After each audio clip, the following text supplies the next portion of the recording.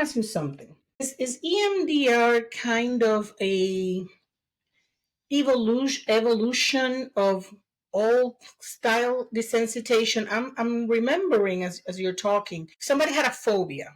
Mm-hmm. Sensitate this. Now I'm the one saying what I'm saying. Sensitate that. Okay, you know what I'm saying.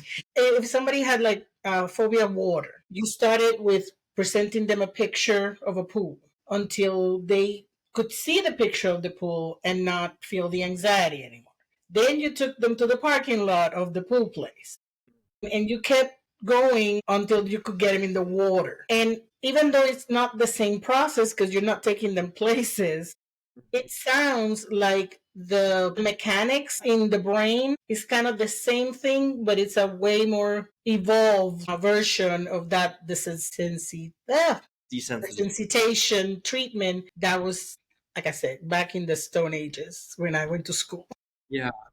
I would say that if you're going to use the terminology evolution, it's probably like millennia of evolution. Okay. And what I mean by that is, actually, I'll share an experience. So like going back to that car, right? Maybe the person's first image is like seeing the brake lights in the fog, right? Mm-hmm. But after we reprocess just that image of that memory, it may change to, I glanced in the mirror and I saw my child's face and he was sleeping, right? So the memory is the material is starting to move internally, even though we're physically not moving at all, right? Mm-hmm, mm-hmm.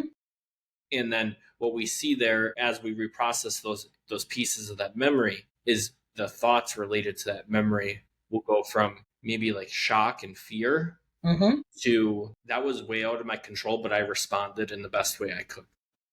Right? So acceptance.